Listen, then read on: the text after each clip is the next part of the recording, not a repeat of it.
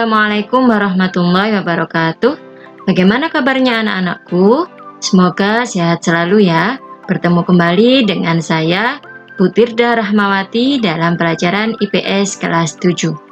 Baik, sebelum kita memulai pembelajaran hari ini, marilah kita buka terlebih dahulu dengan bacaan surat Al-Fatihah. Diharapkan semoga kita selalu diberikan kemudahan dan kelancaran oleh Allah dalam belajar. Berdoa, mulai.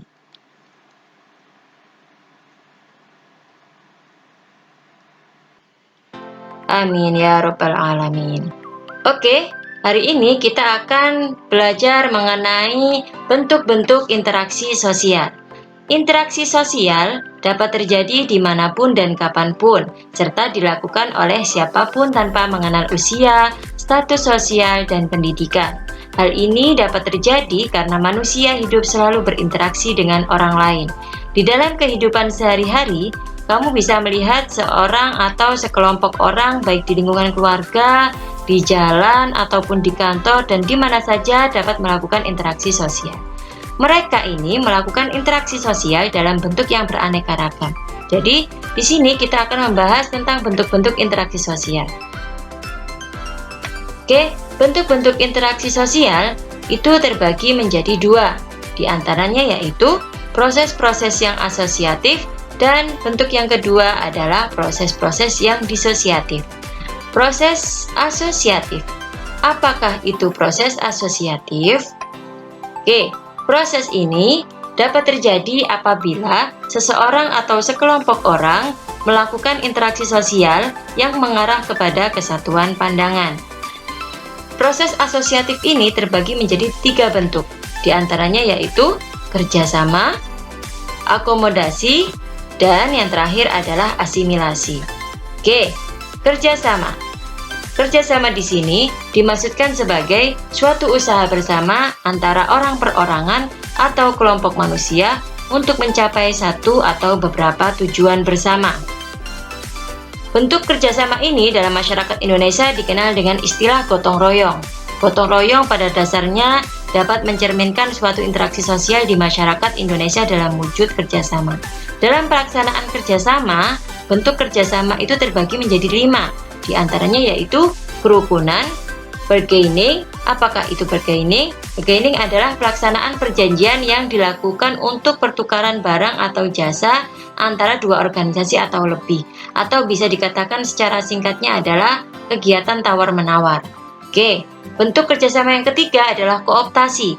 Kooptasi itu merupakan kerjasama yang dilakukan dengan jalan menyepakati pimpinan yang akan ditunjuk untuk mengendalikan jalannya organisasi atau kelompok. Bentuk kerjasama yang ketiga yaitu koalisi. Koalisi merupakan kerjasama antara beberapa partai untuk memperoleh kelebihan suara dalam parlemen. Dan yang terakhir bentuk kerjasama adalah joint venture. Joint venture merupakan sebuah bisnis yang dapat dijalankan banyak perusahaan. Jadi, ketika beberapa perusahaan bekerja sama melakukan atau mendirikan sebuah bisnis, itu dinamakan dengan bentuk kerjasama dalam joint venture. Selanjutnya adalah bentuk proses asosiatif yang kedua, yaitu bentuk akomodasi. Sebagai suatu proses, akomodasi menunjuk pada usaha-usaha manusia untuk meredakan suatu pertentangan, atau suatu proses atau usaha untuk menyelesaikan pertentangan tanpa menghancurkan pihak lawan sehingga lawan tidak kehilangan kepribadiannya. Oke, bentuk dari akomodasi itu terdiri dari koersi, kompromi, arbitrasi, mediasi, konsiliasi, toleransi, stalemate, dan adjudikasi. Oke, contoh dari bentuk akomodasi di antaranya yaitu pemaksaan terhadap kaum yang lemah. Ini merupakan contoh dari koersi. Atau penyelesaian PHK karyawan. Penyelesaian yang bersengketa melalui pihak ketiga yang merupakan contoh dari mediasi. Toleransi kehidupan beragama merupakan contoh dari toleransi, dan penyelesaian masalah melalui pengadilan yaitu contoh dari adjudikasi. Oke.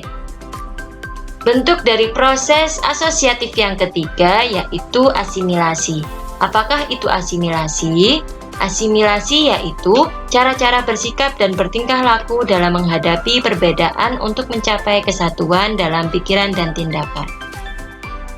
Proses asimilasi dapat dengan mudah terjadi melalui beberapa cara, antara lain yaitu dengan sikap toleransi, sikap saling menghargai orang lain dan kebudayaannya, persamaan dalam unsur-unsur kebudayaan, serta perkawinan campuran. Contoh dari bentuk asimilasi ketika warga Tiongkok atau orang-orang Tiongkok yang tinggal di Indonesia, warga Tiongkok yang sudah lama tinggal di Indonesia, akhirnya dia bisa berbahasa Indonesia dengan fasih. Namun, dialek yang mereka biasa pakai untuk berkomunikasi sudah tidak lagi asli karena sudah bercampur dengan bahasa Indonesia. Contoh lagi dalam hal makanan, misalnya bakso makanan yang dibawa oleh orang Tiongkok, kemudian lama-kelamaan akan diakui sebagai makanan orang Indonesia yang dibuat dari daging sapi, ayam, ataupun yang lainnya. Menuju bentuk interaksi sosial yang kedua, yaitu proses-proses yang disosiatif. Apakah itu proses disosiatif? Proses ini terjadi apabila seseorang atau sekelompok orang melakukan interaksi sosial yang mengarah pada konflik dan merenggangkan solidaritas kelompok. Jadi, bedanya dengan proses asosiatif adalah kalau asosiatif lebih mengarah kepada kesatuan, sedangkan disosiatif lebih mengarah pada konflik dan merenggangkan solidaritas kelompok. Bentuk dari proses disosiatif itu juga terdiri dari 3, yaitu kompetisi atau persaingan, kontravensi, dan bentuk yang ketiga adalah pertentangan atau konflik. Oke, kompetisi. Kompetisi adalah suatu proses individu atau kelompok yang bersaing untuk mencari keuntungan melalui bidang-bidang kehidupan tertentu. Contoh dari kompetisi yaitu gelar juara, kesuksesan, sebuah piala, dan hadiah. Di dalam kompetisi ataupun persaingan itu terbagi menjadi 2 jenis persaingan. Di antaranya yaitu persaingan pribadi dan persaingan kelompok. Kompetisi pribadi melibatkan satu individu dengan individu lain yang secara langsung bersaing untuk mendapatkan sesuatu. Seperti contoh persaingan antara 2 calon ketua OSIS, atau yang ketika digambar itu persaingan antara 2 pemain bulu tangkis, atau persaingan antara para peserta Olimpiade Matematika.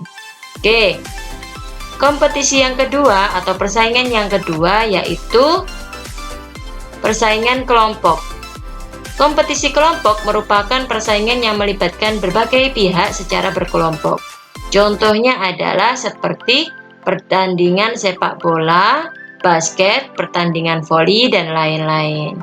Dalam pelaksanaannya, persaingan ini memiliki beberapa bidang, yaitu persaingan ekonomi, persaingan kebudayaan, persaingan kedudukan, persaingan kekuasaan, dan lain sebagainya.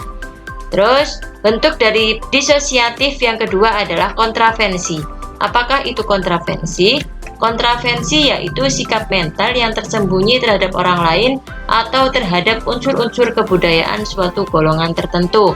Kontravensi ini ditandai oleh gejala-gejala adanya ketidakpastian mengenai diri seseorang dan perasaan tidak suka yang disembunyikan, kebencian atau keraguan terhadap kepribadian seseorang.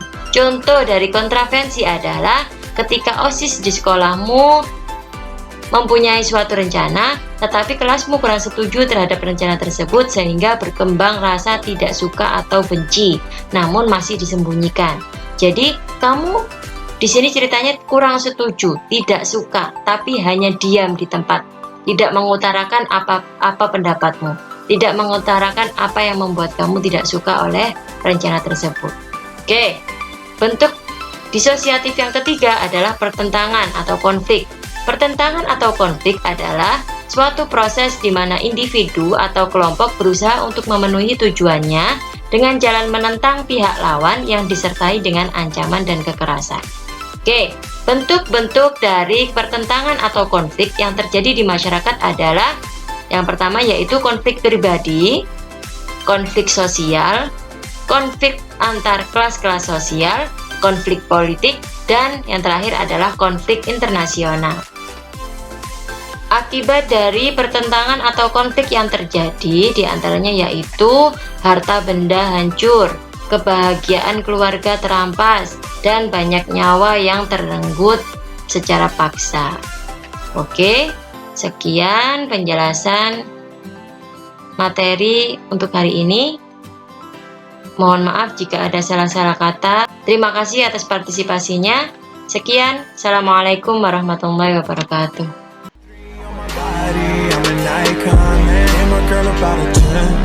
I should fuck her in a Benz.